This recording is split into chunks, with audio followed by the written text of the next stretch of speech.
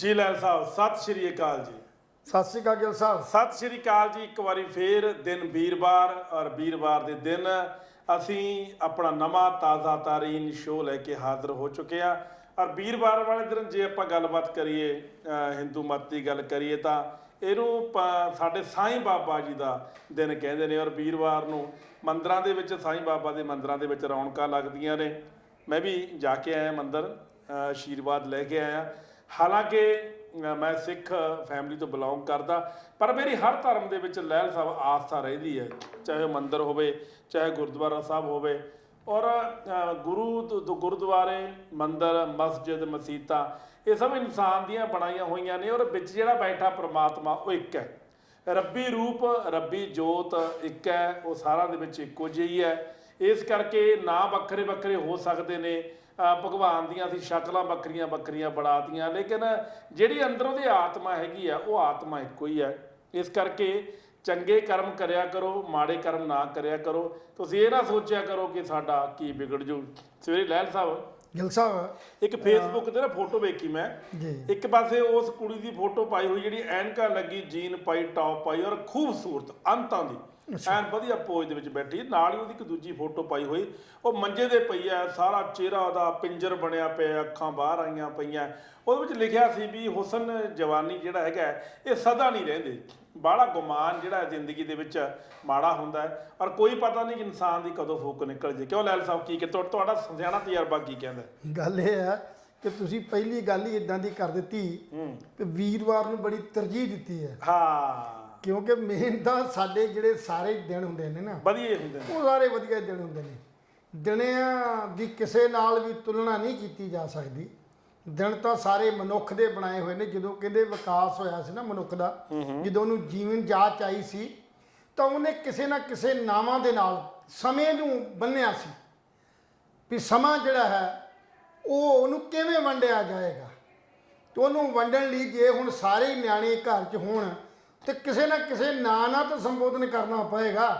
ਸੋ ਉਸ ਵੇਲੇ ਜਦੋਂ ਵਿਕਾਸ ਦੀ ਸ਼ੁਰੂਆਤ ਹੋਈ ਤੇ ਜਦੋਂ ਮਨੁੱਖ ਨੂੰ ਸੋਝੀ ਆਈ ਥੋੜੀ ਜਿਹੀ, ਜਦੋਂ ਉਹਦੇ ਦਿਮਾਗ 'ਚ ਸੋਝੀ ਆਈ ਜੀਵਨ ਜਾਤ ਦੀ, ਤੇ ਉਸ ਵੇਲੇ ਫਿਰ ਇਹ ਦਿਨ ਰਾਤ, ਮਹੀਨੇ, ਸਾਲ, ਬਹਿਮਾ ਭਰਮਾਂ, ਇਹ ਜਿਹੜਾ ਮਤਲਬ ਤਿੱਥ ਤੇ ਤਿਉਹਾਰ, ਇਹ ਹਫ਼ਤੇ ਦੇ ਵਾਰ, ਇਹਨਾਂ ਦੇ ਨਾਵਾਂ ਦੀ ਜਿਹੜੀ ਹੈ ਉਹ ਸ਼ੁਰੂਆਤ ਹੋਈ ਸੀ। ਪਰ ਅੱਜ ਦੇ ਮਾਹੌਲ 'ਚ ਅਨੇਕਾਂ ਹੀ ਤਰ੍ਹਾਂ ਦੀਆਂ ਉਹਦੇ ਨਾਲ ਦੰਦ ਕਥਾਵਾਂ ਜਿਹੜੀਆਂ ਜੁੜੀਆਂ ਹੋਈਆਂ ਨੇ, ਉਹਦੇ ਨਾਲ ਅਨੇਕਾਂ ਹੀ ਅਧਿਆਤਮਿਕ ਤੌਰ ਤੇ ਗੱਲਾਂ ਜੁੜੀਆਂ ਹੋਈਆਂ ਨੇ, ਜਿਹਦਾ ਪ੍ਰਚਾਰ ਵੱਧ ਤੋਂ ਵੱਧ ਉਹਨਾਂ ਲੋਕਾਂ ਨੇ ਕਰਨ ਦੀ ਕੋਸ਼ਿਸ਼ ਕੀਤੀ, ਦਿਮਾਗ 'ਚ ਘਸੋੜਨ ਦੀ ਕੋਸ਼ਿਸ਼ ਕੀਤੀ ਜਿਹੜੇ ਵਿਹਲੜ ਲੋਕ ਸੀ, ਲੁਟੇਰੇ ਲੋਕ ਸੀ, ਜਿਹੜੇ ਇਹਨਾਂ ਲੋਕਾਂ ਨੂੰ ਦਬਾ ਕੇ ਇਸ ਢੰਗ ਦੇ ਵਹਿਮ ਭਰਮ ਪਾ ਕੇ ਆਪ ਤੇ ਬਾਦਸ਼ਾਹੀ ਕਰਦੇ ਰਹੇ, ਆਪ ਉਹਨਾਂ ਦੀ ਲੁੱਟ ਤੋਂ ਹਿੱਸਾ ਵੰਡਾਉਂਦੇ ਰਹੇ ਤੇ ਖਾਂਦੇ ਰਹੇ, ਤੇ ਉਹਨਾਂ ਨੂੰ ਉਹਨਾਂ ਦੀ ਕਿਸਮਤ ਨਾਲ ਜੋੜਤਾ। ਸੋ ਇਸ ਕਰਕੇ ਅੱਜ ਦੇ ਸਾਰੇ ਜਿਹੜੇ ਦਿਨ ਹੈ, ਚਾਹੇ ਉਹ ਵੀਰਵਾਰ ਆ, ਚਾਹੇ ਸ਼ੁੱਕਰਵਾਰ ਆ, ਚਾਹੇ ਐਤਵਾਰ ਆ, ਉਹ ਤੇ ਦਿਨਾਂ ਦੇ ਸਮੇਂ ਦੇ ਅਨੁਸਾਰ ਉਹ ਨਾਵਾਂ ਦੀ ਤਸਦੀਕ ਕੀਤੀ ਗਈ ਹੈ। ਨਾ ਉਹਦੇ ਜਿਹੜੇ ਰੱਖੇ ਗਏ ਨੇ, ਤਾਂ ਹੀ ਪਤਾ ਲੱਗਦਾ ਵੀ ਇਹ ਕਿਹੜਾ ਮਹੀਨਾ, ਕਿਹੜਾ ਦਿਨ ਹੈ, ਕਿਹੜਾ ਵਾਰ ਆ, ਕੀ ਨਾਂ ਆ। ਪਤਾ ਕੀ ਗੱਲ ਹੈ ਤੁਹਾਨੂੰ ਮੈਂ ਦੱਸਦਾ ਜੀ।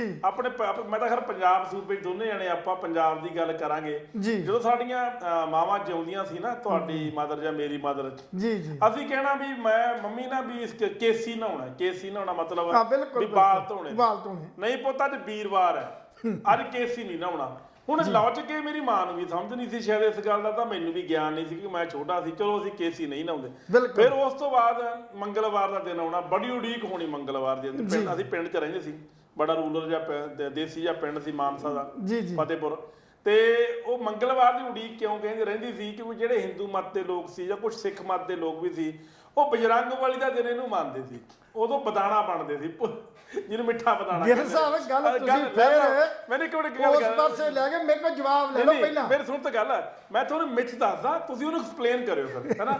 ਹੁਣ ਮੈਂ ਪੰਗਾ ਇਹ ਲੈ ਲਿਆ ਕਿ ਤੁਸੀਂ ਕਾਮਰੇਡ ਹੋ, ਤੁਸੀਂ ਇਹਨਾਂ ਗੱਲਾਂ ਨੂੰ ਮੰਨਦੇ ਨਹੀਂ। ਕਾਮਰੇਡ ਨਹੀਂ ਮੈਂ, ਨਹੀਂ ਮੇਰੀ ਗੱਲ, ਮੈਂ ਇੱਕ ਵਿਗਿਆਨਿਸਟ ਹਾਂ। ਮੇਰੀ ਗੱਲ ਤਾਂ ਸੁਣ ਲਓ।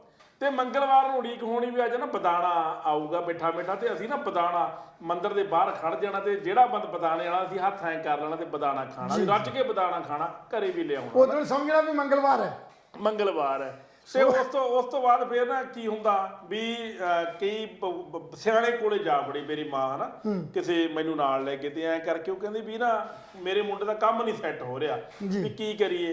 ਉਹ ਕਹਿੰਦਾ ਵੀ ਐਂ ਕਰ ਵੀ ਸ਼ਨੀ ਮੰਦਿਰ ਜਾਈ, ਸ਼ਨੀ ਮੰਦਿਰ ਜਾ ਕੇ ਨਾ ਤੇਲ ਚੜਾ ਕੇ ਆਈ ਤੇ ਨਾਲ ਦੀਵਾ ਲਾ ਕੇ ਆਈ ਸਰੋਂ ਦਾ ਹਨਾ, ਵੀ ਤੇਰੇ ਪੁੱਤ ਦਾ ਕੰਮ ਬਣ ਜਾਊਗਾ। ਚੱਲ ਮੇਰੀ ਮਾਂ ਸ਼ਨੀ ਦੇਵਤਾ ਦੀ, ਹੁਣ ਸ਼ਨੀਵਾਰ ਦਾ ਦਿਨ ਜਿਹੜਾ ਕਿ ਸ਼ਨੀ ਦੇਵ ਦੇ ਨਾਂ ਤੇ ਮਸ਼ਹੂਰ ਹੋ ਗਿਆ ਵੀ ਆਪਾਂ ਇਹ ਕਰਨਾ। ਹੁਣ ਇੱਕ ਕੱਪੜੇ ਧੋਣ ਦੀ ਗੱਲ ਵੀ ਆਉਂਦੀ ਹੈ, ਅਗੇ ਵੀਰਵਾਰ ਨੂੰ ਕੱਪੜੇ ਨਹੀਂ ਧੋਣੇ। ਹੁਣ ਨਾ ਤਾਂ ਕੱਪੜੇ ਧੋਣ ਵਾਲੀ ਬੀਬੀ ਨੂੰ ਪਤਾ ਕਿ ਵੀਰਵਾਰ ਨੂੰ ਕੱਪੜੇ ਕਿਉਂ ਨਹੀਂ ਧੋਣੇ। ਨਹੀਂ, ਉਹ ਇਹਦਾ ਕਾਰਨ ਸੀਗਾ, ਉਹ ਇਹ ਕਾਰਨ ਸੀ ਜੀ ਵੀ ਉਹਨਾਂ ਦਿਨ ਉਦੋਂ ਉਹ ਜੇ ਸਾਡੀ ਸਮਝ ਤੋਂ ਬਾਹਰ ਸੀ।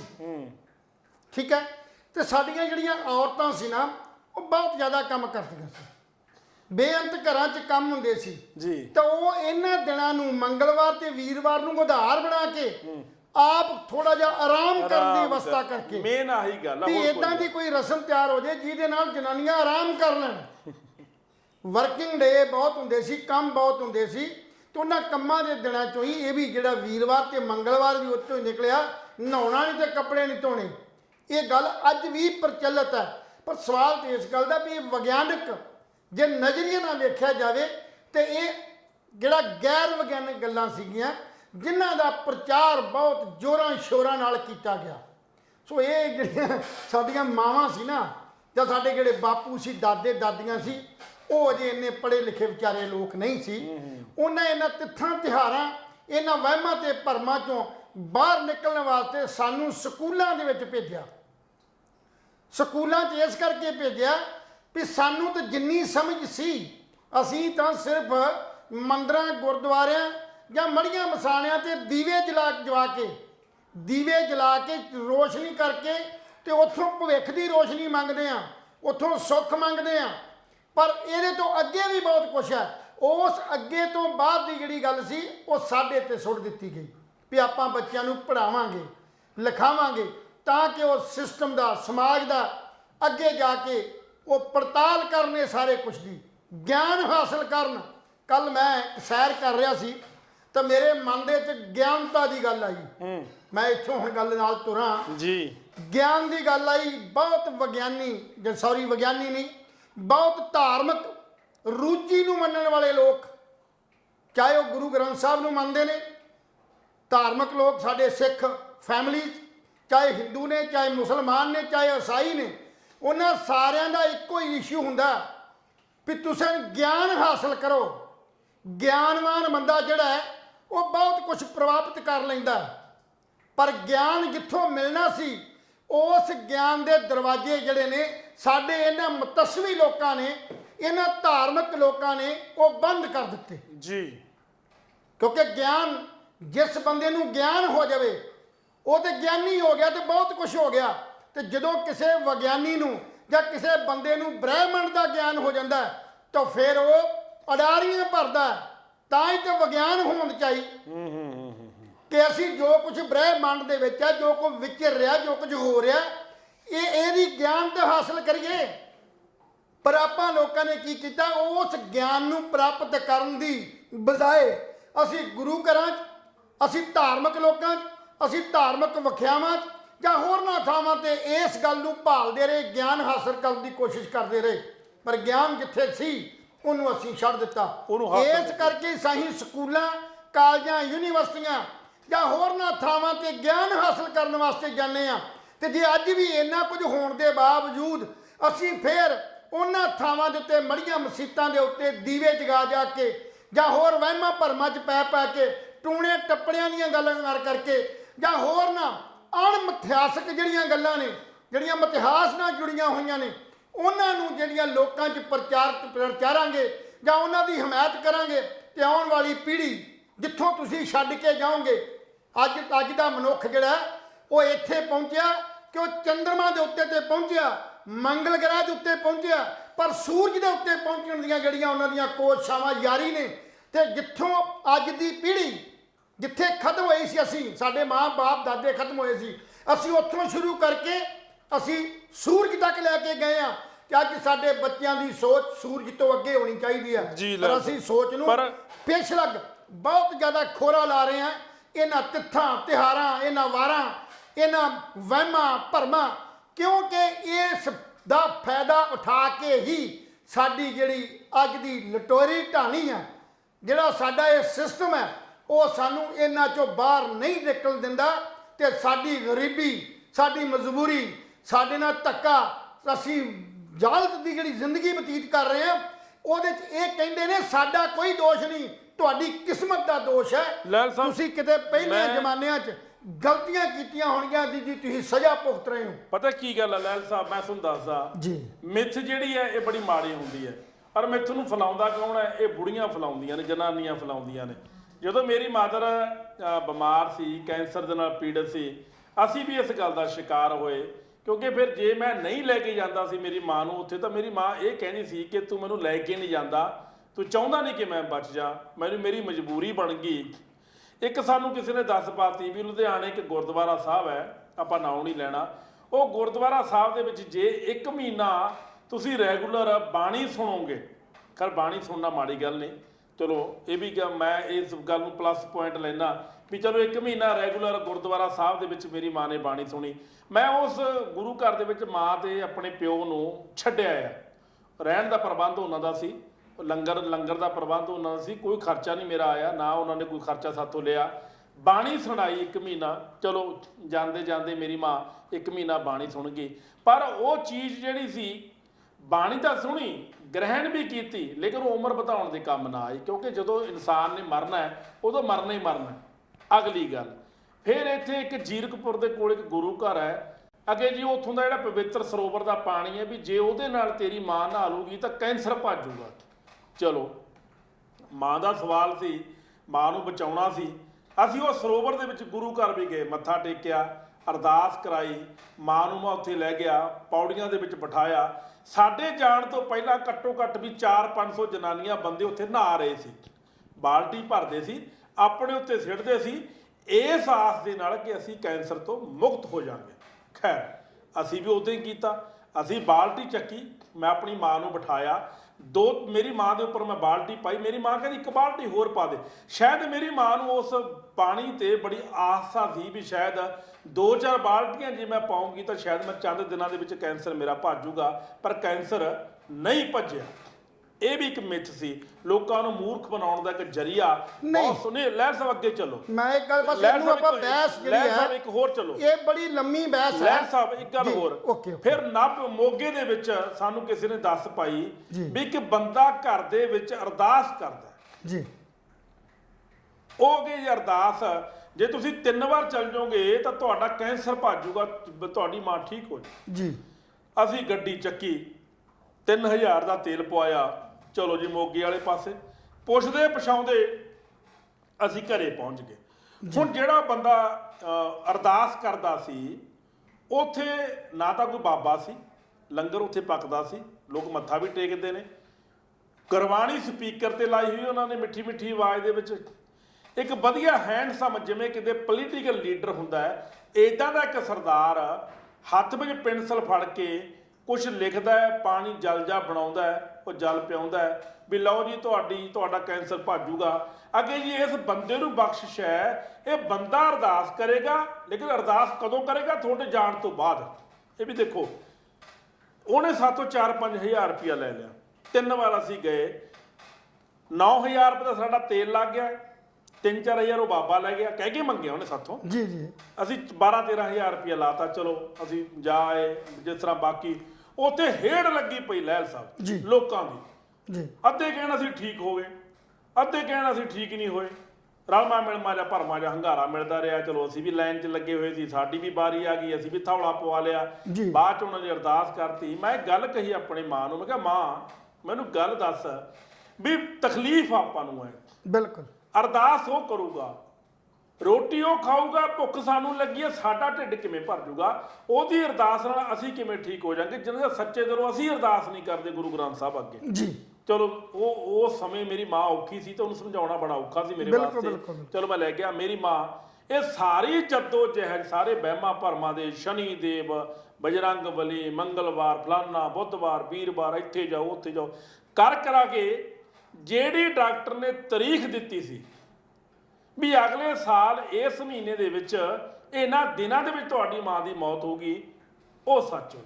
ਹੁਣ ਮੈਨੂੰ ਇਹ ਦੱਸੋ ਵੀ ਜਿਨ੍ਹਾਂ ਲੋਕਾਂ ਕੋਲੇ ਮੈਂ ਪਹਿਲਾਂ ਭੌਂਕਦਾ ਰਿਹਾ, ਥੌਲੇ ਪਵਾ, ਤਲਾਬ ਸਰੋਵਰਾਂ 'ਚ ਨਹਾ, ਉਹ ਲੋਕ ਸੱਚੇ ਸੀ ਜਾਂ ਡਾਕਟਰ ਸੱਚੇ ਸੀ? ਇਹਦਾ ਮਤਲਬ ਮੈਂ ਆਪਣੇ ਆਪ ਨੂੰ ਇਹ ਸਮਝਦਾ ਕਿ ਡਾਕਟਰ ਗੋਡ ਸੀ, ਡਾਕਟਰ ਭਗਵਾਨ ਸੀ, ਜਿਹਨੇ ਮਿੱਥੀ ਡੇਟ ਦੱਸੀ ਕਿ ਤੁਹਾਡੀ ਮਾਂ ਦੀ ਮੌਤ ਇਸ ਸਾਲ, ਅਗਲੇ ਸਾਲ ਇਹਨਾਂ ਮਹੀਨਿਆਂ ਦੇ ਵਿੱਚ ਤੁਹਾਡੀ ਮਾਂ ਬਿਮਾਰ ਹੋ ਜਾਏਗੀ, ਉਹ ਤੁਹਾਡੀ ਮੌਤ ਹੋ ਜਾਏਗੀ, ਔਰ ਉਹੀ ਹੋਇਆ ਲੈਲ ਸਾਹਿਬ। ਇਸ ਕਰਕੇ ਮੈਂ ਮੰਗਲ, ਬੁੱਧ, ਵੀਰਵਾਰ, ਸ਼ੁੱਕਰਵਾਰ, ਸ਼ਨੀਵਾਰ ਦੇ ਚੱਕਰ ਦੇ ਵਿੱਚ ਸ਼ੁਰੂ ਕੀਤਾ ਹੈ, ਕਿਉਂਕਿ ਬਹੁਤ ਸਾਰੀਆਂ ਬੁੜੀਆਂ ਕੈਨੇਡਾ, ਅਮਰੀਕਾ 'ਚ ਅੱਜ ਵੀ ਮੰਗਲ, ਬੁੱਧਵਾਰ ਦੇ ਚੱਕਰ ਜੁੜ ਗਿੱਲ ਸਾਹਿਬ ਜੀ। ਇੱਕ ਲੰਮੀ ਬਹਿਸ ਆ, ਬਹੁਤ ਜ਼ਿਆਦਾ। ਕੁਝ ਚੀਜ਼ਾਂ ਇਹੋ ਜਿਹੀਆਂ ਨੇ ਜਿਹੜੀਆਂ ਸੱਚ ਨੇ, ਜਿਹੜੀਆਂ ਤੁਸੀਂ ਸੱਚ ਅੱਜ ਬਿਆਨ ਕੀਤਾ ਜੀ। ਕੁਝ ਇਹੋ ਜਿਹੀਆਂ ਗੱਲਾਂ ਨੇ ਜਿਹਦੇ ਨਾਲ ਸਾਡੀਆਂ ਜਿਹੜੀਆਂ ਧਾਰਮਿਕ ਭਾਵਨਾਵਾਂ ਜੁੜੀਆਂ ਹੋਈਆਂ ਨੇ। ਅਗਰ ਉਹਨਾਂ ਭਾਵਨਾਵਾਂ ਦੇ ਨਾਲ ਜਦੋਂ ਅਸੀਂ ਗੱਲ ਕਰਾਂਗੇ ਤੇ ਸਾਡੇ ਉਹ ਲੋਕ ਜਿਹੜੇ ਨੇ ਭਾਵਨਾ ਨੂੰ ਭੜਕਾਉਣ ਦਾ ਇਲਜ਼ਾਮ ਸਾਡੇ ਤੇ ਲਾ ਦੇਣਗੇ। ਬਿਲਕੁਲ ਬਿਲਕੁਲ। ਕਿਉਂਕਿ ਸਾਡੀ ਜਿਹੜੀ ਆਸਥਾ ਹੈ, ਉਹ ਆਸਥਾ ਧਾਰਮਿਕ ਖੇਤਰ ਨਾਲ ਜੁੜੀ ਹੋਈ ਹੈ, ਚਾਹੇ ਉਹ ਕਿਸੇ ਵੀ ਵਰਗ ਨਾਲ ਜੁੜਿਆ, ਕਿਸੇ ਵੀ ਕਮਿਊਨਿਟੀ ਨਾਲ ਜੁੜਿਆ ਹੋਇਆ। ਜਦੋਂ ਅਸੀਂ ਕਿਸੇ ਵਾਦ ਵਿਹਾਰ 'ਚ ਇੱਦਾਂ ਦੀ ਗੱਲ, ਸੱਚ ਨੂੰ ਤੇ ਝੂਠ ਦੀ ਤਕੜੀ 'ਚ ਤੋਲਣ ਦੀ ਕੋਸ਼ਿਸ਼ ਕਰਾਂਗੇ ਤੇ ਉਹ ਸਾਡੇ ਤੇ ਬਹੁਤ ਵੱਡਾ ਇਲਜ਼ਾਮ ਆ ਜਾਏਗਾ। ਇਹ ਇਕੱਲੇ ਤੁਸੀਂ ਨਹੀਂ, ਸਮਾਜ ਦੇ ਅੰਦਰ ਹਰ ਵਰਗ ਦਾ ਬੰਦਾ ਜਦੋਂ ਤਕਲੀਫ 'ਚ ਹੁੰਦਾ ਨਾ, ਚਾਹੇ ਉਹ ਬਿਮਾਰ ਹੁੰਦਾ, ਚਾਹੇ ਉਹ ਪਰਿਵਾਰਕ ਕਿਸੇ ਦੁੱਖ 'ਚ ਮਤਲਬ ਜਿਹੜਾ ਘਿਰਿਆ ਹੁੰਦਾ, ਜਾਂ ਕਿਤੇ ਹੋਰ ਸਮੱਸਿਆ 'ਚ ਘਿਰਿਆ ਹੁੰਦਾ, ਤਾਂ ਪੂਰੇ ਯਤਨ ਕਰਦਾ, ਇਹਦੇ 'ਚ ਕੋਈ ਸ਼ੱਕ ਨਹੀਂ। ਹਰ ਯਤਨ ਕਰਦਾ ਵੀ ਮੈਂ ਇਸ ਯਤਨ ਕੀਤਿਆਂ ਸ਼ਾਇਦ ਮੈਨੂੰ ਕੋਈ ਰਾਹਤ ਮਿਲ ਜੇ, ਆਹ ਯਤਨ ਕੀਤਿਆਂ ਸ਼ਾਇਦ ਮੈਨੂੰ ਕੋਈ ਰਾਹਤ ਮਿਲ ਜੇ। ਇਹ ਸਾਡੇ ਮਨੁੱਖੀ ਸੁਭਾਅ ਦੀ ਕਮਜ਼ੋਰੀ ਹੈ, ਇਹਦੇ 'ਚ ਕੋਈ ਸ਼ੱਕ ਨਹੀਂ, ਹਰ ਬੰਦੇ ਦੀ। ਕਿਉਂਕਿ ਜਿਸ ਵੇਲੇ ਮੈਂ ਪਹਿਲੀ ਗੱਲ ਕਹਿ ਚੁੱਕਾ, ਜਿਸ ਵੇਲੇ ਸਾਡੀ ਧਰਤੀ ਤੇ ਮਨੁੱਖ ਦੇ ਵਿਕਾਸ ਦੀ ਗੱਲ ਹੋਈ, ਸ਼ੁਰੂਆਤ ਹੋਈ, ਉਦੋਂ ਤੋਂ ਲੈ ਕੇ ਕਰੋੜਾਂ ਸਾਲ, ਲੱਖਾਂ ਤੇ ਕਰੋੜਾਂ ਸਾਲ ਇਸ ਧਰਤੀ ਨੂੰ ਬਣਿਆ ਨੂੰ ਹੋਏ। ਉਸ ਤੋਂ ਬਾਅਦ ਉਤਪਤੀ ਹੋਈ, ਵਿਕਾਸ ਹੋਇਆ ਮਨੁੱਖੀ ਸੁਭਾਅ ਦੇ ਅੰਦਰ। ਜੋ ਕੁਝ ਸਾਨੂੰ ਪਰੋਸਿਆ ਗਿਆ, ਉਸ ਪਰੋਸਣ ਦੇ ਲਿਹਾਜ਼ ਦੇ ਉੱਤੇ ਅੱਜ ਵੀ ਜਿਹੜਾ ਹੈ ਉਸੇ ਤਰ੍ਹਾਂ ਸਾਡਾ ਜੀਵਨ ਜਿਹੜਾ ਗੁਜ਼ਰਦਾ ਜਾ ਰਿਹਾ। ਇਸ ਜੀਵਨ ਨੂੰ ਬਦਲਣ ਲਈ ਕਿਸੇ ਵੀ ਧਿਰ ਨੇ, ਨਾ ਕੋਈ ਧਾਰਮਿਕ ਖੇਤਰ ਨੇ, ਨਾ ਹੀ ਕਿਸੇ ਦੂਸਰੇ ਖੇਤਰ ਨੇ ਇੰਨਾ ਯਤਨ ਕੀਤਾ ਕਿ ਅਸੀਂ ਐਡਵਾਂਸ ਹੋ ਜਾਈਏ। ਅੱਜ ਬਾਹਰਲੇ ਮੁਲਕਾਂ ਦਾ ਜਦੋਂ ਅਸੀਂ ਮੁਕਾਬਲਾ ਕਰਦੇ ਹਾਂ ਨਾ, ਤਾਂ ਕਈ ਵਾਰ ਇਹ ਮਨ 'ਚ ਆਉਂਦਾ ਵੀ ਬਾਹਰਲੇ ਮੁਲਕ ਸਾਡੇ ਹਿੰਦੁਸਤਾਨ ਨਾਲੋਂ ਕਿਤੇ ਬਾਅਦ 'ਚ ਦੁਨੀਆ ਦੇ ਨਕਸ਼ੇ 'ਤੇ ਆਏ, ਪਰ ਅੱਜ 2-2 ਸਾਲ 200 ਸਾਲ ਜਿਹੜੇ ਬਾਅਦ 'ਚ ਜਾਂ 500 ਸਾਲ ਬਾਅਦ 'ਚ ਭਾਰਤ ਨਾਲੋਂ ਬਾਅਦ 'ਚ ਨਕਸ਼ੇ 'ਤੇ ਆਏ ਨੇ। ਅੱਜ ਉਹ ਸਾਡੇ ਨਾਲੋਂ ਵੱਧ ਵਿਕਾਸ ਕਰਕੇ ਗਏ ਨੇ। ਆਸਟ੍ਰੇਲੀਆ 200 ਸਾਲ ਸਾਡੇ ਨਾਲੋਂ ਹੁਣ ਵੀ ਅੱਗੇ ਹੈ, ਜਦੋਂ ਕਿ 200 ਸਾਲ ਉਹਨੂੰ ਪੈਦਾ ਹੋਏ ਨੂੰ ਹੋਏ ਨੇ। ਸੋ ਉਹਦਾ ਕਾਰਨ ਇਹ ਹੈ ਕਿ ਅਸੀਂ ਆਪਣੀ ਜਿਹੜੀ ਧਰਤੀ ਭਾਰਤ ਆ ਨਾ, ਇਹਨੂੰ ਰਿਸ਼ੀਆਂ, ਮੁਨੀਆਂ, ਭਗਤਾਂ, ਫਕੀਰਾਂ ਦੇ ਜਿਹੜਾ ਸੀ ਉਸ ਧਰਤੀ ਨੂੰ ਉਹਨਾਂ ਨਾਲ ਜੋੜ ਕੇ ਤੇ ਵੇਖ ਲਿਆ। ਪਰ ਉਹਨਾਂ ਦੇ ਉਪਦੇਸ਼ਾਂ ਨੂੰ, ਜਿਹੜੇ ਉਹ ਸੱਚੇ ਉਪਦੇਸ਼ ਦੀ ਗੱਲ ਕਰਦੇ ਸੀ, ਸੱਚੀ ਸਾਧਨਾ ਦੀ ਗੱਲ ਕਰਦੇ ਸੀ, ਸੱਚੇ ਢੰਗ ਨਾਲ ਚੱਲਣ ਦੀ ਗੱਲ ਕਰਦੇ ਸੀ, ਜੀਵਨ ਜਾਚ ਦੀ ਗੱਲ ਕਰਦੇ ਸੀ, ਅਸੀਂ ਉਹਨੂੰ ਨਹੀਂ ਅਪਣਾਇਆ, ਉਹਨੂੰ ਛੱਡਤਾ। ਪਰ ਅਸੀਂ ਉਹਨਾਂ ਚੀਜ਼ਾਂ ਨੂੰ ਕਰ ਲਿਆ ਜਿਹਦੀ ਨਿੰਦਿਆ ਜਾਂ ਜਿਹਦੇ ਦੇ ਖਿਲਾਫ ਸਾਡੇ ਗੁਰੂ, ਪੀਰ, ਪੈਗੰਬਰ ਅੱਜ ਤੱਕ ਵੀ ਉਸ ਚੀਜ਼ ਦਾ ਵਿਰੋਧਤਾ ਕਰਦੇ ਰਹੇ, ਪਰ ਅਸੀਂ ਉਹਨੂੰ ਨਾ ਮੰਨ ਸਕੇ।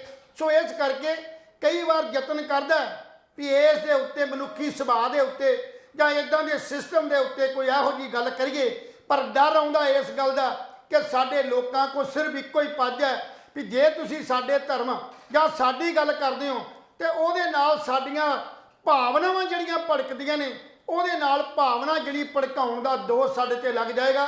ਸੋ ਇਸ ਕਰਕੇ ਇਹ ਤੇ ਮਨੁੱਖੀ ਸੁਭਾਅ ਆ, ਇਹਦੇ ਵਿੱਚ ਘਾਟਾਂ, ਕਮਜ਼ੋਰੀਆਂ ਬਹੁਤ ਕੁਝ ਅਜਿਹਾ। ਪਰ ਮੇਰੀ ਇੱਕ ਸੋਚ ਜ਼ਰੂਰ ਹੈ ਕਿ ਅਸੀਂ ਆਪਣੇ ਬੱਚਿਆਂ ਨੂੰ, ਜਿੱਥੋਂ ਅਸੀਂ ਸਾਡੀ ਸੋਚ ਖਤਮ ਹੋ ਰਹੀ ਹੈ, ਜਿਵੇਂ ਸਾਡੇ ਮਾਂ-ਬਾਪ ਦੀ ਜਿਹੜੀ ਸੋਚ ਸੀ ਉਹ ਦੀਵਿਆਂ ਤੱਕ ਸੀ, ਇਹਨਾਂ ਮਨੌਤਾਂ ਤੱਕ ਸੀ, ਅਸੀਂ ਉਹਨਾਂ ਮਨੌਤਾਂ ਤੋਂ ਬਾਹਰ ਨਿਕਲ ਕੇ ਕੁਝ ਨਾ ਕੁਝ ਹਾਸਲ ਕੀਤਾ। ਸਾਇੰਸ ਜਾਂ ਜਿਹੜਾ ਸਾਡਾ ਵਿਗਿਆਨ ਹੈ, ਇਹ ਮਨੁੱਖ ਨੂੰ ਦੱਸਦਾ ਵੀ ਧਰਤੀ ਕਿਵੇਂ ਪੈਦਾ ਹੋਈ ਸੀ, ਇਹ ਜੀਵਨ ਜਾਚ ਦੱਸਦਾ, ਇਹ ਵਿਕਾਸ ਕਰਦਾ। ਅੱਜ ਤੋਂ ਜੇ 100 ਸਾਲ ਪਹਿਲਾਂ ਦੀ ਜ਼ਿੰਦਗੀ ਤੇ ਅੱਜ ਦੀ ਜ਼ਿੰਦਗੀ 'ਚ ਅਸੀਂ ਜਦੋਂ ਮੁਲਾਂਕਣ ਕਰਦੇ ਹਾਂ ਤੇ ਭਾਰਤ ਤੇ ਦੁਨੀਆ ਬਹੁਤ ਵਿਕਾਸ ਕਰ ਚੁੱਕੀ ਹੈ। ਤੇ ਇਸ ਵਿਕਾਸ ਦੇ ਪਿੱਛੇ ਕਿਸੇ ਹੋਰ ਤਾਕਤ ਦਾ ਹੱਥ ਨਹੀਂ, ਸਿਰਫ ਇੱਕ ਮਨੁੱਖ ਦਾ ਹੱਥ ਹੈ। ਇਸ ਮਨੁੱਖ ਨੇ ਹੀ ਸਭ ਕੁਝ ਬਣਾਇਆ। ਇਸ ਮਨੁੱਖ ਦੇ ਦਿਮਾਗ ਦੇ ਲੋੜ ਦੇ ਅਨੁਸਾਰ ਜਿਵੇਂ ਕਾਢ ਕੱਢੀਆਂ, ਜਦੋਂ ਵੀ ਕਹਿੰਦੇ ਵੀ ਲੋੜ ਕਾਢ ਦੀ ਮਾਂ ਆ, ਉਹ ਇਸੇ ਕਰਕੇ ਜਦੋਂ ਤੁਹਾਨੂੰ ਲੋੜ ਪਏਗੀ ਉਹ ਆਪਣੇ ਆਪ ਕਾਢ ਨਿਕਲ ਆਏਗੀ ਔਰ ਉਹ ਕਾਢ ਜਿਹੜੀ ਹੈ ਤੁਹਾਡੇ ਵਿਕਾਸ ਵੱਲ ਲੈ ਕੇ ਜਾਏਗੀ। ਚੰਗਾ ਹੋਵੇ ਜੇ ਬੱਚਿਆਂ ਨੂੰ ਤੁਸੀਂ ਵਿਗਿਆਨ ਨਾਲ ਜੋੜਨ ਦੀ ਕੋਸ਼ਿਸ਼ ਕਰੋ। ਠੀਕ ਆ, ਸਾਡੀ ਆਸਥਾ ਜ਼ਰੂਰ ਹੈ ਉਸ ਰੱਬ ਪ੍ਰਤੀ, ਉਸ ਗੁਰੂਆਂ ਪ੍ਰਤੀ, ਸਭ ਕੁਝ ਦੀ ਆਸਥਾ ਤਾਂ ਰੱਖੋ, ਪਰ ਵਿਗਿਆਨ ਨੂੰ ਕਦੇ ਨਾ ਭੁੱਲੋ। ਵਿਗਿਆਨਕ ਢੰਗ ਨਾਲ ਜਦੋਂ ਸੋਚੋਗੇ ਤੇ ਇਹ ਸਾਰੀ ਜਿਹੜੀ ਵਿਦਿਆ ਇਹ ਤੁਹਾਨੂੰ ਖੁਦ ਹਾਸਲ ਹੋ ਜਾਏਗੀ।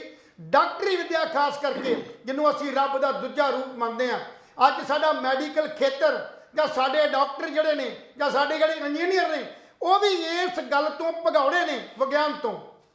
ਜਦ ਤੱਕ ਉਹ ਵਿਗਿਆਨ ਨੂੰ ਅਡਾਪਟ ਕਰਕੇ ਮੰਨ ਕੇ ਕਿਸੇ ਚੀਜ਼ ਦੀ ਰਿਸਰਚ ਨਹੀਂ ਕਰਦੇ, ਉਸ ਨੂੰ ਖੋਜਦੇ ਨਹੀਂ, ਤੱਕ ਅਜੇ ਅਸੀਂ ਵੀ ਬਹੁਤ ਪਿੱਛੇ ਹਾਂ ਦੁਨੀਆ ਦੇ ਅੰਦਰ। ਮੈਂ ਕਈ ਪਹਿਲਾਂ ਵੀ ਕਿਹਾ ਗਿੱਲ ਸਾਹਿਬ ਵੀ ਦੁਨੀਆ ਦੇ ਅੰਦਰ ਦੁਨੀਆ ਨੂੰ ਮਾਰਨ ਵਾਸਤੇ, ਮਨੁੱਖ ਨੂੰ ਮਾਰਨ ਵਾਸਤੇ ਇੱਕ ਸੈਕਿੰਡ ਜਿਹੜਾ ਲੱਗਦਾ, ਸਿਰਫ ਇੰਨੇ ਹਥਿਆਰ, ਇੰਨਾ ਬਰੂਦ, ਇੰਨੀਆਂ ਜ਼ਹਿਰ, ਇੰਨਾ ਸਭ ਕੁਝ ਦੁਨੀਆ 'ਚ ਬੰਦਿਆਂ ਨੇ ਇਕੱਠਿਆ ਕਰ ਲਿਆ, ਪਰ ਬੰਦੇ ਨੂੰ ਜਿੰਦਾ ਰੱਖਣ ਵਾਸਤੇ, ਬੰਦੇ ਨੂੰ ਨਿਰੋਗ ਰੱਖਣ ਵਾਸਤੇ ਅੱਜ ਤੱਕ ਸਾਡਾ ਵਿਗਿਆਨ ਤੇ ਸਾਡੇ ਡਾਕਟਰ ਜਿਹੜੇ ਨੇ ਉਹ ਫੇਲ ਹੁੰਦੇ ਨਜ਼ਰ ਆਏ ਨੇ।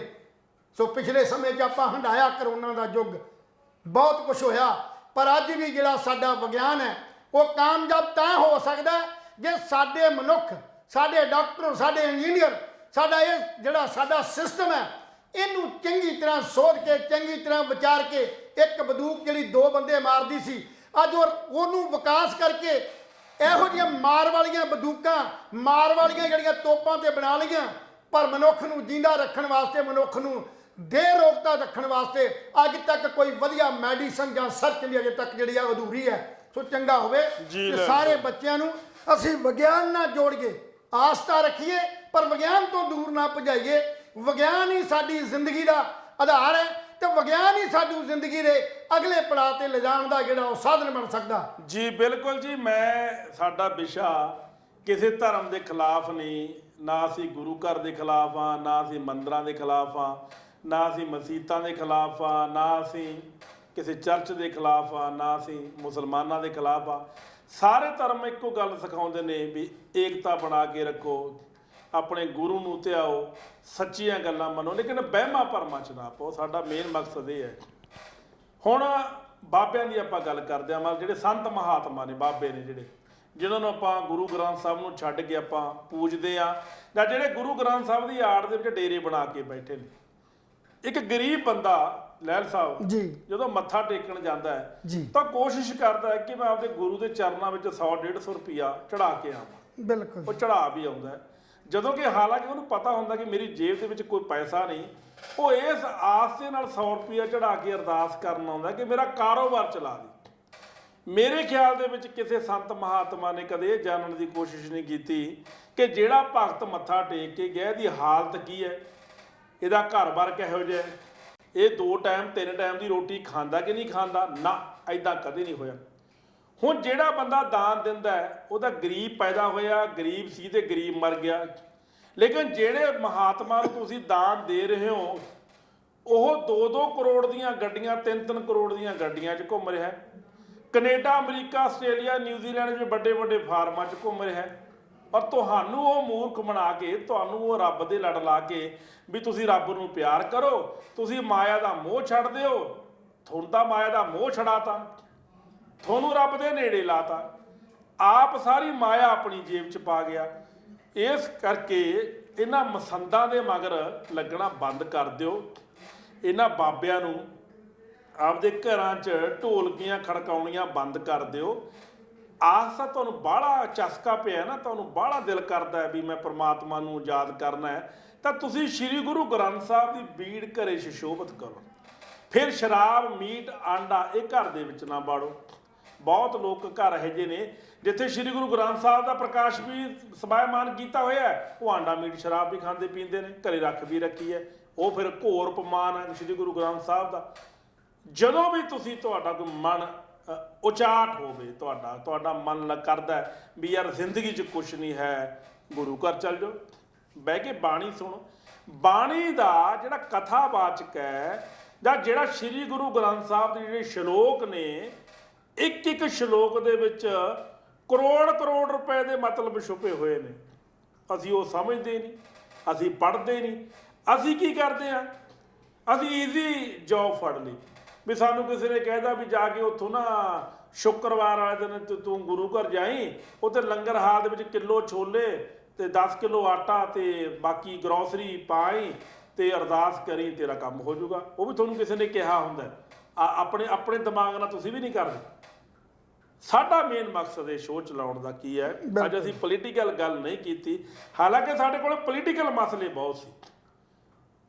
ਸਾਡੇ ਕੋਲੇ ਘੇਰ ਨੂੰ ਭਗਵੰਤ ਮਾਨ ਹੈਗਾ, ਕੇਜਰੀਵਾਲ ਹੈਗਾ, ਕਾਂਗਰਸ ਹੈਗੀ ਆ, ਅਕਾਲੀ ਦਲ ਹੈਗਾ। ਅਸੀਂ ਜਦੋਂ ਮਰਜ਼ੀ ਇਹਨਾਂ ਦੀ ਧੂਹ ਘੜੀਸ ਕਰ ਸਕਦੇ ਹਾਂ, ਪਰ ਅੱਜ ਸਾਡੇ ਮਨ ਦੇ ਵਿੱਚ ਆਇਆ ਵੀ ਅੱਜ ਪੋਲੀਟੀਕਲ ਗੱਲ ਨਾ ਕਰੀ ਜਾਵੇ, ਕੋਈ ਦੂਜੀ ਗੱਲ ਕੀਤੀ ਜਾਵੇ, ਕਿਉਂਕਿ ਅਸੀਂ ਖੁਦ ਪੀੜਤ ਰਹੇ ਹਾਂ ਇਹਨਾਂ ਗੱਲਾਂ ਦੇ। ਅਸੀਂ ਪਿੰਡਾਂ ਵਿੱਚ ਵੇਖਦੇ ਰਹੇ ਹਾਂ ਵੀ ਜਦੋਂ ਪਿੰਡਾਂ ਦੇ ਵਿੱਚ ਚੌਂਕੀਆਂ ਲਾਉਂਦੇ ਨੇ ਕਈ ਲੋਕ, ਐਵੇਂ ਨੱਚੀ ਜਾਂਦੇ ਨੇ, ਐਵੇਂ ਐ ਸਿਰ ਹਿਲਾਈ ਜਾਂਦੇ ਨੇ ਕਿ ਭੂਤ ਆ ਗਏ ਇਹਦੇ ਵਿੱਚ। ਇਹ ਪਾਦਰੀ ਵੀ ਕੁਛ ਇਦਾਂ ਦੇ ਕਰੀ ਜਾਂਦੇ ਨੇ, ਵੀਡੀਓ ਸੋਸ਼ਲ ਮੀਡੀਆ ਤੇ ਵਾਇਰਲ ਹੋ ਰਹੇ ਨੇ। ਉਹ ਸਿਰ ਤੇ ਹੱਥ ਲਾਉਂਦਾ, ਮੁੜ ਕੇ ਉਹ ਐਂ ਕਰਨ ਲੱਗ ਜਾਂਦਾ, ਡਿੱਗ ਪੈਂਦਾ, ਉਹ ਖੇਡੀ ਜਾਂਦਾ।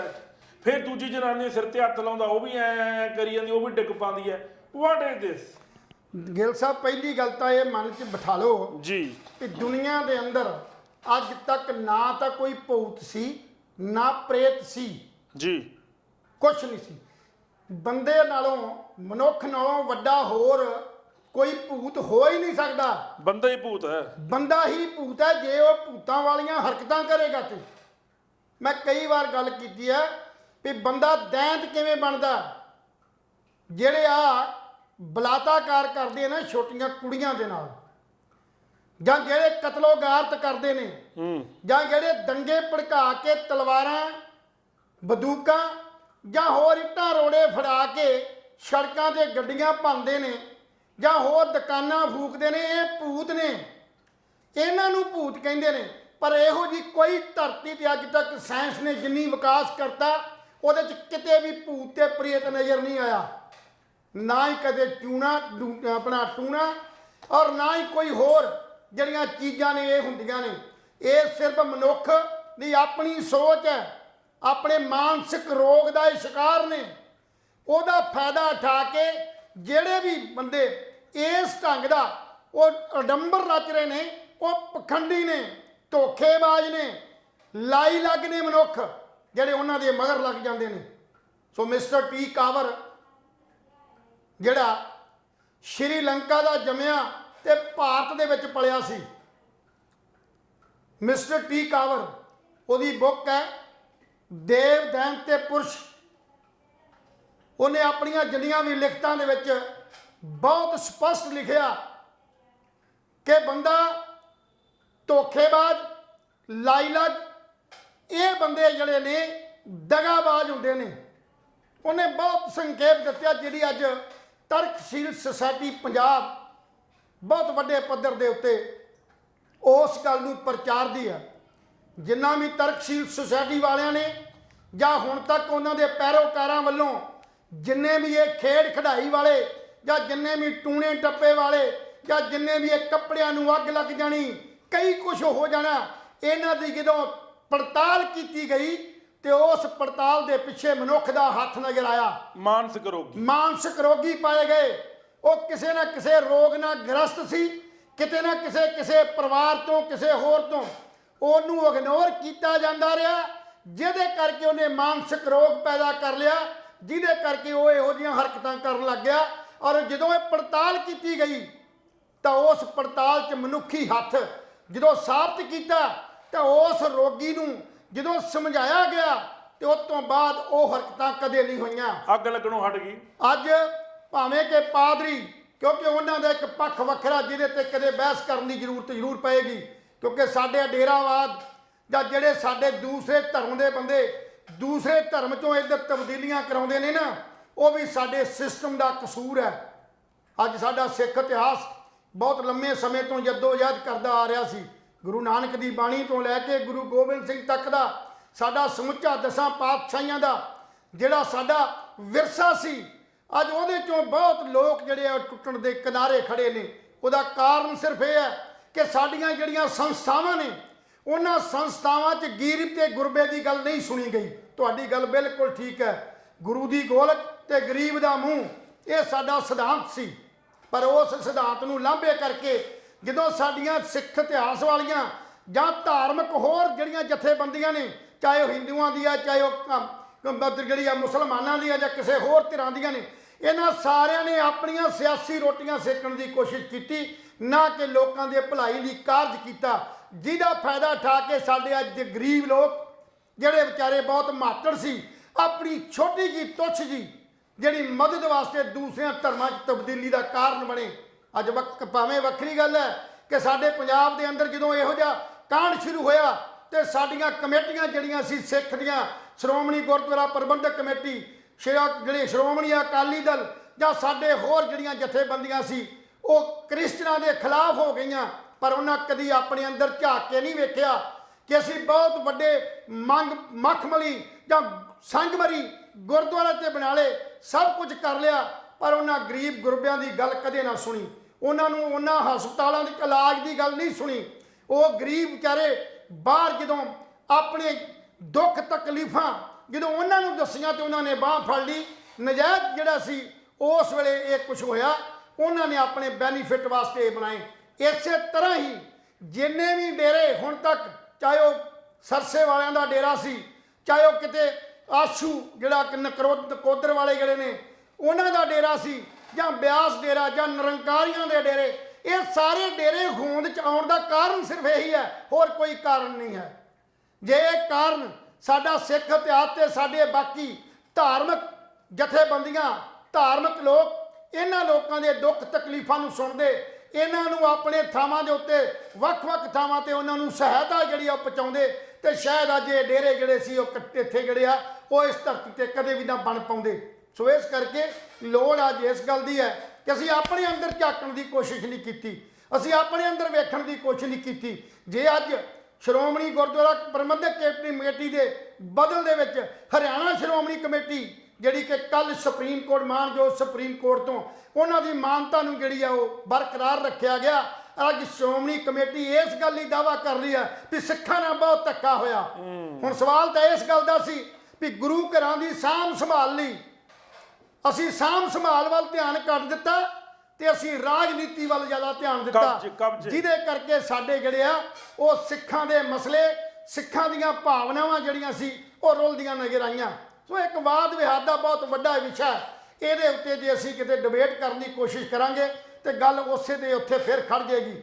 ਅੱਜ ਸ਼੍ਰੋਮਣੀ ਕਮੇਟੀ ਭਾਵੇਂ ਫਿਰ ਸੁਪਰੀਮ ਕੋਰਟ ਦੇ ਕਿਸੇ ਹੋਰ ਸਿਟਿੰਗ ਜਿਹੜੀ ਹੈਗੀ ਆ ਕਮੇਟੀ ਦੇ ਰਿਵਿਊ ਪਟੀਸ਼ਨ ਪਾ ਰਹੀ ਹੈ, ਪਰ ਜੇ ਦੂਸਰੇ ਪਾਸੇ ਗੱਲ ਕਰਦੇ ਆ, ਹਰਿਆਣੇ ਦੀ ਗੱਲ ਕਰਦੇ ਆ ਵੀ ਸ਼੍ਰੋਮਣੀ ਗੁਰਦੁਆਰਾ ਜਿਹੜੀ ਹਰਿਆਣੇ ਦੀ ਕਮੇਟੀ ਬਣੀ ਹੈ, ਉਹਨਾਂ ਨੇ ਤੋੜ ਵਿਛੋੜਾ ਕਿਉਂ ਕੀਤਾ?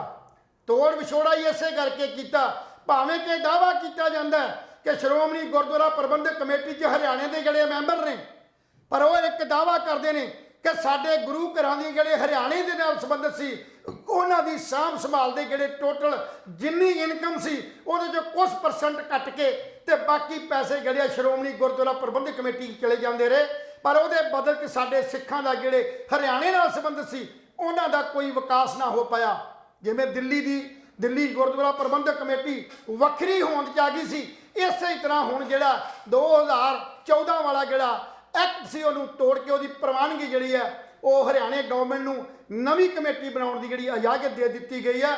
ਠੀਕ ਹੈ, ਕੁਝ ਮੰਨਿਆ ਜਾ ਸਕਦਾ ਹੈ ਵੀ ਸਾਡੇ ਗੁਰਦੁਆਰੇ ਵੰਡੇ ਜਾਣਗੇ, ਇਹ ਇਲਜ਼ਾਮ ਜ਼ਰੂਰ ਹੈ ਕਿ ਜਿਹੜੇ ਸਾਡੇ ਗੁਰੂ ਘਰਾਂ ਦੀ ਸੇਵਾ ਜਿਨ੍ਹਾਂ ਨੂੰ ਮਿਲੀ ਸੀ ਇਹ ਕਮਜ਼ੋਰ ਰਹੇ ਇਸ ਦੀ ਸਾਂਭ ਸੰਭਾਲ ਲਈ, ਉਹਦਾ ਹੀ ਫਾਇਦਾ ਉਠਾ ਕੇ ਅੱਜ ਹਰਿਆਣੇ ਵਾਲਿਆਂ ਨੇ ਆਪਣੀ ਕਮੇਟੀ ਜਿਹੜੀ ਵੱਖਰੀ ਕਰ ਲਈ ਹੈ। ਸੋ ਚੰਗਾ ਹੋਵੇ ਜੇ ਸਮੁੱਚੇ ਸੰਸਾਰ ਦੇ ਅੱਜ ਤੇ ਮੰਗ ਕਰਦੇ ਸੀ ਅਸੀਂ ਅਰਦਾਸ 'ਚ ਵੀ ਸਾਡੇ ਜਿਹੜੇ ਤੋਂ ਵਿਛੋੜੇ ਗਏ ਗੁਰੂ ਧਾਮ ਨੇ, ਨਨਕਾਣਾ ਸਾਹਿਬ, ਪੰਜਾ ਸਾਹਿਬ, ਜਿਹੜੇ ਹੋਰ ਵੀ ਸਿੱਖਾਂ ਦੇ ਸਾਂਭ ਸੰਭਾਲ ਸਾਨੂੰ ਦਿੱਤੀ ਜਾਵੇ। ਹੁਣ ਤੇ ਰੌਲਾ ਹੋਰ ਵੀ ਹੋ ਗਿਆ, ਹੁਣ ਹਰਿਆਣੇ ਵਾਲੇ ਆਪਣੇ ਗੁਰਦੁਆਰਾਂ ਦੀ ਜਿਹੜੀ ਸਾਂਭ ਸੰਭਾਲ ਕਰਨਗੇ, ਪੰਜਾਬ ਵਾਲੇ ਆਪਣੇ ਕਰਨਗੇ। ਚੰਗਾ ਹੁੰਦਾ ਜੇ ਸਾਰੇ ਭਾਰਤ ਦੇ ਅੰਦਰ ਇੱਕ ਹੀ ਸ਼੍ਰੋਮਣੀ ਕਮੇਟੀ ਜਿਹੜੀ 1925 'ਚ ਬਣਾਈ ਗਈ ਸੀ ਉਹਦੀਆਂ ਕਮੀਆਂ ਘਾਟਾਂ ਨੂੰ ਦੂਰ ਕਰਦਿਆਂ ਹੋਇਆ ਇਹਨਾਂ ਸਾਰਿਆਂ ਨੂੰ ਇਕਜੁੱਟ ਹੋ ਕੇ ਚਲਾਉਂਦੇ ਤੇ ਸ਼ਾਇਦ ਸਾਡੇ ਸਿੱਖਾਂ ਤੇ ਜਾਂ ਜਿਹੜੇ ਅੱਜ ਦੋਸ਼ ਲੱਗ ਰਹੇ ਨੇ ਉਹ ਕਦੇ ਵੀ ਜਿਹੜੇ ਆ ਉਹ ਨਾ ਲੱਗਦੇ। ਲਹਿਲ ਸਾਹਿਬ ਇਹ ਬਹੁਤ ਵੱਡੀ ਆਪਾਂ ਖਤਮ ਕਰਦੇ ਆ ਸੋ ਇਸ ਕਰਕੇ ਮੈਂ ਬਹੁਤਾ ਨਹੀਂ ਅੱਗੇ ਜਾਣਾ ਚਾਹੁੰਦਾ। ਸੋ ਚੰਗਾ ਹੋਵੇ ਜੇ ਆਪਣੇ ਲੋਕਾਂ ਨੂੰ ਇੱਕੋ ਹੀ ਮੇਰੀ ਬੇਨਤੀ ਹੈ ਵੀ ਇਹਨਾਂ ਵਹਿਮਾਂ ਭਰਮਾਂ ਇਹਨਾਂ ਸਾਰਿਆਂ ਤੋਂ ਬਾਹਰ ਨਿਕਲ ਕੇ ਆਪਣੇ ਬੱਚਿਆਂ ਤੇ ਆਪਣੇ ਆਪ ਨੂੰ ਇਸ ਜਿਹੜੇ ਸਾਡੇ ਗੁਰੂਆਂ ਦਾ ਸੰਦੇਸ਼ ਹੈ ਜਾਂ ਗੁਰੂਆਂ ਦੀ ਜਿਹੜੀ ਮਤਲਬ ਸਾਡੀ ਆਸਥਾ ਸੀ, ਜਿਹੜੇ ਉਹਨਾਂ ਦੇ ਸਨੇਹ ਸੀ ਜਾਂ ਉਹਨਾਂ ਦੀ ਜਿਹੜੀ ਸੋਚ ਸੀ, ਆਪਾਂ ਉਹਨੂੰ ਅਪਣਾਉਣ ਦੀ ਕੋਸ਼ਿਸ਼ ਕਰੀਏ ਤੇ ਵਿਗਿਆਨ ਨਾਲ ਜੋੜ ਕੇ ਆਪਣੇ ਬੱਚਿਆਂ ਨੂੰ ਵਿਦਿਆ ਦੇ ਖੇਤਰ 'ਚ ਹੋਰ ਵੀ ਐਡਵਾਂਸ ਜਿਹੜੀ ਐਜੂਕੇਸ਼ਨ ਦੇ ਕੇ ਉਹਨੂੰ ਦੁਨੀਆ ਦੇ ਲੈਵਲ ਦਾ ਕਰਨ ਵਾਸਤੇ ਉਪਰਾਲਾ ਕਰੀਏ। ਜੀ ਮੈਂ ਜਾਂਦੇ ਆਂਦੇ ਇੱਕ ਗੱਲ ਜ਼ਰੂਰ ਕਹੂੰਗਾ, ਜਿਸ ਤਰ੍ਹਾਂ ਲਹਿਲ ਸਾਹਿਬ ਨੇ ਕਿਹਾ ਕਿ ਸ਼੍ਰੋਮਣੀ ਗੁਰਦੁਆਰਾ ਪ੍ਰਬੰਧਕ ਕਮੇਟੀ ਦੇਖ ਰੇਖ ਕਰਦੀ ਹੈ, ਹਰਿਆਣਾ ਵੱਖਰੀ ਕਮੇਟੀ ਨੂੰ ਮਾਨਤਾ ਦੇਤੀ। ਹਾਲਾਂਕਿ ਧਾਮੀ ਸਾਹਿਬ ਜਿਹੜੇ ਕਿ ਪ੍ਰਧਾਨ ਨੇ SGPC ਦੇ, ਉਹਨੇ ਕਿਹਾ ਕਿ ਜੇ ਕੋਈ ਅਣਹੋਣੀ ਹੋਈ ਤਾਂ ਕੇਂਦਰ ਸਰਕਾਰ ਜ਼ਿੰਮੇਵਾਰ ਹੋਊਗਾ। ਕੇਂਦਰ ਸਰਕਾਰ ਬੇਸਿਕਲੀ ਜਦੋਂ ਕਿਸਾਨੀ ਅੰਦੋਲਨ ਹੋਇਆ ਸੀ ਉਦੋਂ ਪੰਜਾਬ ਤੇ ਹਰਿਆਣਾ ਇੱਕਮਿਕ ਹੋ ਗਿਆ ਸੀ ਜੀ। ਇਹ ਨਹੀਂ ਚਾਹੁੰਦੀ ਕੇਂਦਰ ਸਰਕਾਰ ਕਿ ਪੰਜਾਬ ਤੇ ਹਰਿਆਣੇ ਦੇ ਵਿੱਚ ਕੋਈ ਨਾ ਕੋਈ ਦੋਸਤਾਂ ਦਾ ਸੰਬੰਧ ਪੈਦਾ ਹੋਣ, ਇਹ ਮਿਲ ਜੁਲ ਕੇ ਰਹਿਣ ਤੇ ਇੱਕ ਦੂਜੇ ਨਾਲ ਆਪਣੀ ਗੱਲ ਸਾਂਝੀ ਕਰਨ। ਹੁਣ ਕੀ ਹੈ, ਵੱਖਰੀ ਕਮੇਟੀ ਦਾ ਮਤਲਬ ਕੀ ਹੈ, ਪਾੜਾ ਪਾਉਣਾ। ਹੁਣ ਸਿੱਖ ਬਣ ਤੇ ਅੱਜ ਹਰਿਆਣੇ ਦੀ ਵੱਖਰੀ ਕਮੇਟੀ ਬਣੀ ਹੈ, ਕੱਲ ਨੂੰ ਹਿਮਾਚਲ ਵੀ ਬਣੂਗੀ, ਬਿਲਕੁਲ ਪਰਸੋਂ ਰਾਜਸਥਾਨ ਬਣੂਗੀ, ਮਹਾਰਾਸ਼ਟਰ ਦੀ ਵੱਖਰੀ ਬਣੂ, ਦਿੱਲੀ ਦੀ ਪਹਿਲਾਂ ਹੀ ਵੱਖਰੀ ਹੈ। ਸਿੱਖ ਤੋੜ ਦਿੱਤੇ ਹੁਣ ਗਏ। ਕੀ ਹੈ ਵੀ ਪੂਰੇ ਹਿੰਦੁਸਤਾਨ ਦੇ ਸਿੱਖਾਂ ਨੂੰ ਕਈ ਫਾੜੀਆਂ ਦੇ ਵਿੱਚ, ਜਿਵੇਂ ਸੰਤਰੇ ਦੀਆਂ ਫਾੜੀਆਂ ਹੁੰਦੀਆਂ, ਉਹਦੇ ਵਿੱਚ ਇਹ ਵੰਡ ਦੇਣਗੇ। ਸਿੱਖ ਕੌਮ ਆਪਸ ਵਿੱਚ ਲੜ ਕੇ ਮਰ ਜੂਗੀ, ਆਪਣਾ ਰੋਟੀਆਂ ਸੇਕਣ ਵਾਲਾ ਮਸਲਾ ਹੋ ਜਾਊਗਾ। ਕੇਂਦਰ ਸਰਕਾਰ ਨੂੰ ਇਦਾਂ ਨਹੀਂ ਕਰਨਾ ਚਾਹੀਦਾ। ਨਰਿੰਦਰ ਮੋਦੀ ਜੀ ਬਹੁਤ ਸਿਆਣੇ ਨੇ। ਹੁਣ 100 ਕਰੋੜ ਦੇ ਚੀਤੇ ਮੰਗਾ ਲਏ, ਠੀਕ ਹੈ, ਗਰੀਬਾਂ ਨੂੰ ਇੱਥੇ ਰੋਟੀ ਨਹੀਂ ਮਿਲ ਰਹੀ, ਗਾਵਾਂ ਇੱਥੇ ਲੰਪੀ ਸਕਿਨ ਦੇ ਨਾਲ ਮਰ ਰਹੀਆਂ ਨੇ। ਉਹ ਆਪਾਂ ਗਊ ਮਾਤਾ ਕਹਿੰਦੇ ਆ, ਆਪਾਂ ਚੀਤਿਆਂ ਤੋਂ ਕਰਾਉਣਾ ਕੀ ਸੀ, ਮੈਨੂੰ ਗੱਲ ਦੱਸੋ। ਚੀਤੇ ਲਿਆਂਦੇ ਜੀ 100 ਕਰੋੜ ਦੇ ਮੋਦੀ ਸਾਹਿਬ ਨੇ। ਹੁਣ 100 ਕਰੋੜ ਰੁਪਈਆ ਇਹੀ ਜੇ ਕਿਤੇ ਹੋਰ ਡਿਵੈਲਪਮੈਂਟ ਤੇ ਖਰਚਾ ਹੁੰਦਾ, ਹੋਰ ਗਰੀਬ ਭਲਾਈ ਤੇ ਖਰਚਾ ਹੁੰਦਾ, ਲੋਕਾਂ ਨੂੰ ਕੋਈ ਰਾਸ਼ਨ ਦਿੱਤਾ ਹੁੰਦਾ ਤਾਂ ਮੇਰੇ ਸਾਥ ਕਹਾਣੀ ਸਮਝ। ਹੁਣ ਚੀਤੇ ਵੀ ਲਿਆਂਦੇ, ਹੁਣ ਚੀਤਿਆਂ ਨੂੰ ਰੱਖਣ ਦਾ ਤੇ ਰੱਖ ਰਖਾ ਦਾ ਖਰਚਾ ਵੀ ਘੱਟੋ ਘੱਟ 15-20 ਲੱਖ ਰੁਪਇਆ ਪਰ ਪਹਿਲਾਂ 300 ਕਰੋੜ 3000 ਕਰੋੜ ਦਾ ਬੁੱਤ ਨਹੀਂ ਲਾਤਾ ਪਟੇਲ ਸਾਹਿਬ। 3000 ਕਰੋੜ ਦਾ ਪਟੇਲ ਸਾਹਿਬ ਤੁਸੀਂ ਬੁੱਤ ਲਾਤਾ। ਮਤਲਬ ਹੋ ਕੀ ਰਿਹਾ ਹੈ, ਅੰਡਾਨੀ ਨੰਬਰ 1 ਤੇ ਆ ਗਿਆ, ਅਮੀਰ ਹੋ ਗਿਆ। ਉਹ ਕੱਲ ਪਰਸੋਂ ਸਿਰੇ ਦਾ ਨੰਗ ਸੀ ਉਹ, ਠੀਕ ਹੈ ਨਾ, ਉਹ ਵੀ ਉਹਦੀ ਬੱਲੇ ਬੱਲੇ ਕਰਾਤੀ ਤੁਸੀਂ। ਆਮ ਬੰਦਾ ਵਿਚਾਰਾ ਰੁਲਦਾ ਫਿਰਦਾ, ਆਮ ਬੰਦਾ 2 ਰੋਟੀ ਲਈ ਆਵਾਜ਼ਾਰ ਹੋਇਆ ਪਿਆ। ਉਹ ਅੱਜ ਵੀ ਗੁਰੂ ਘਰ ਭਾਲਦਾ ਵੀ ਗੁਰੂ ਘਰ 'ਚ ਲੰਗਰ ਮਿਲ ਜੇ। ਏਦਾਂ ਦੇ ਹਾਲਾਤਾਂ 'ਚ ਹਿੰਦੁਸਤਾਨ ਰਾਜਨੀਤੀ ਪਾੜੋ ਤੇ ਰਾਜ ਕਰੋ ਦੀ ਨੀਤੀ ਹੈ। ਜਦੋਂ ਆਜ਼ਾਦੀ ਲਈ ਸੀ ਗੋਰਿਆਂ ਤੋਂ, ਆਪਾਂ ਇਹ ਸੋਚ ਕੇ ਲਈ ਸੀ ਵੀ ਆਪਾਂ ਹਿੰਦੁਸਤਾਨ ਦਾ ਹਾਲ ਕਰਦੇ। ਉਹਨਾਂ ਦੀ ਪਾਲਿਸੀ ਵੀ ਗਿੱਲ ਸਾਹਿਬ ਇਹੀ ਸੀ ਵੀ ਪਾੜੋ ਤੇ ਰਾਜ ਕਰੋ ਜੀ। ਉਹਨਾਂ ਤੋਂ ਸਿੱਖਿਆ ਇਹਨਾਂ ਨੇ, ਉਹਨਾਂ ਤੋਂ ਸਿੱਖਿਆ ਲਈ ਹੈ। ਹੁਣ ਇਹ ਸਿੱਖਿਆ ਲੈ ਲਈ ਵੀ ਹੁਣ ਸਿੱਖਾਂ ਦੇ ਅੰਦਰ ਜਿਹੜੀ ਸਿੱਖ ਕੌਮ ਬਹੁਤ ਮਜ਼ਬੂਤ ਕੌਮ ਹੈ, ਇਹਨੂੰ ਤੋੜਿਆ ਕਿਵੇਂ ਜਾਵੇ। ਉਹਨੂੰ ਤੋੜਨ ਦਾ ਜਿਹੜਾ ਇਹ ਉਪਰਾਲਾ ਜਿਹੜਾ ਕੀਤਾ ਗਿਆ, ਜਿਹਦੇ ਨਾਲ ਸਿੱਖ ਜਿਹੜੇ ਵੰਡੇ ਜਾਣਗੇ, ਗਿੱਲ ਸਾਹਿਬ ਵਾਂਗੂ ਇਹ ਅੱਗੇ ਵੰਡੇ ਜਾਣਗੇ, ਲੜਾਈਆਂ ਵਧਣਗੀਆਂ ਔਰ ਸਾਰੇ ਜਿਹੜੇ ਆਪੋ ਆਪਣੀ ਡੁਗਡੁਗੀ ਵਜਾਉਣ ਲਈ ਯਤਨ ਕਰਨਗੇ। ਸੋ ਇਸ ਕਰਕੇ ਇਹ ਸਿੱਖਾਂ ਦਾ ਜਿਹੜਾ ਆਪਸੀ ਸਿੱਖਾਂ ਤੋਂ ਸਿੱਖਾਂ ਨੂੰ ਮਰਾਉਣ ਦਾ ਜਿਹੜਾ ਬਹੁਤ ਵੱਡਾ ਜਿਹੜਾ ਉਪਰਾਲਾ ਕੇਂਦਰ ਸਰਕਾਰ ਨੇ ਜਾਂ ਰਾਜਨੀਤੀ ਨੇ ਖਾਸ ਕਰਕੇ ਇਹ ਜਿਹੜਾ ਖਿਲਾਰਾ ਜ਼ਰੂਰ ਪਾਤਾ। ਸੋ ਸਾਡੇ ਲੋਕਾਂ ਨੂੰ ਸੁਚੇਤ ਹੋਣ ਦੀ ਲੋੜ ਹੈ, ਸਮਝਣ ਦੀ ਲੋੜ ਹੈ ਕਿ ਇਹ ਜਿਹੜੇ ਰਾਜਨੀਤਿਕ ਲੋਕ ਨੇ ਇਹ ਸਿਰਫ ਤੇ ਸਿਰਫ ਆਪਣੀ ਰਾਜ ਗੱਦੀ ਨੂੰ ਕਾਇਮ ਰੱਖਣ ਲਈ, ਰਾਜ ਕਰਨ ਲਈ ਇਦਾਂ ਦੇ ਹੱਥ ਕੰਡੇ ਜਿਹੜੇ ਉਹ ਸਦਾ ਹੀ ਵਰਤਦੇ। ਸ਼ੁਕਰੀਆ ਲਹਿਲ ਸਾਹਿਬ, ਬਹੁਤ ਬਹੁਤ ਸ਼ੁਕਰੀਆ ਜੀ। ਦੋਸਤੋ ਤੁਹਾਨੂੰ ਅੱਜ ਸਾਡੀ ਖੁੰਡ ਚਰਚਾ ਕਿਸ ਤਰ੍ਹਾਂ ਦੀ ਲੱਗੀ, ਯਕੀਨਨ ਸਾਡੇ ਵੱਡਿਆਂ ਵਡੇਰਿਆਂ ਨੂੰ, ਸਾਡੀ ਜਨਰੇਸ਼ਨ ਨੂੰ ਜ਼ਰੂਰ ਪਸੰਦ ਆਇਆ ਹੋਊਗਾ, ਕਿਉਂਕਿ ਆਪਾਂ ਸਾਰੇ ਇੱਕੋ ਮੈਦਾਨ ਦੇ ਵਿੱਚੋਂ ਨਿਕਲੇ ਹੋਏ ਆ। ਕੋਈ ਬੇਬੇ ਅਮਰੀਕਾ ਪਹੁੰਚ ਗਈ, ਕੋਈ ਬਾਪੂ ਕੈਨੇਡਾ ਪਹੁੰਚ ਗਿਆ, ਕੋਈ ਬਾਪੂ ਨਿਊਜ਼ੀਲੈਂਡ ਬੈਠਾ, ਪਰ ਆਪਣਾ ਪਿਛੋਕੜ ਜਿਹੜਾ ਪੰਜਾਬ ਦੀ ਧਰਤੀ ਆ, ਆਪਾਂ ਇਸੇ ਮਿੱਟੀ ਵਿੱਚ ਜੰਮੇ ਆ, ਇਸੇ ਮਿੱਟੀ 'ਚੋਂ ਨਿਕਲ ਗਏ ਆ। ਇਸੇ ਮਿੱਟੀ ਦੇ ਵਿੱਚ ਸਾਡੀ ਜਿਹੜੀ ਸਮੈਲ ਹੈ, ਸੁਗੰਧ ਹੈ, ਉਹ ਸਾਡੇ ਹੱਡਾਂ ਦੇ ਵਿੱਚ ਹੈ। ਅੱਜ ਅਸੀਂ ਮੰਗਲਵਾਰ ਵੀ ਮਨਾਉਣੇ ਆ, ਅਸੀਂ ਸ਼ਨੀਵਾਰ ਵੀ ਮਨਾਉਣੇ ਆ, ਅਸੀਂ ਵੀਰਵਾਰ ਵੀ ਮਨਾਉਣੇ ਆ, ਉਹ ਅੱਜ ਵੀ ਚੱਲਦੇ ਨੇ, ਕਿਉਂਕਿ ਇਹ ਤਿਉਹਾਰ ਫੈਸਟੀਵਲ ਇੱਦਾਂ ਚੱਲਣੇ ਚਾਹੀਦੇ ਨੇ। ਔਰ ਜਿਹੜੇ ਧੰਦੂ ਘਰ ਵਿੱਚ ਅਸੀਂ ਫਸੇ ਹੋਏ ਆ, ਉਹ 'ਚੋਂ ਨਿਕਲਣ ਦੀ ਲੋੜ ਨਹੀਂ। ਅਸੀਂ ਸਲਾਹ ਦੇ ਰਹੇ ਸੀ ਤੁਹਾਨੂੰ। ਖੈਰ, ਅਸੀਂ ਕੱਲ ਫੇਰ ਕਿਸੇ ਨਵੀਂ ਚਰਚਾ ਦੇ ਨਾਲ ਤੁਹਾਡੇ ਰੂਬਰੂ ਹੋਵਾਂਗੇ। ਤਦ ਤੱਕ ਲਈ ਸਾਨੂੰ ਦੋਹਾਂ ਨੂੰ ਇਜਾਜ਼ਤ ਦੇ ਦਿਓ। ਰੱਬ ਰੱਖਾ।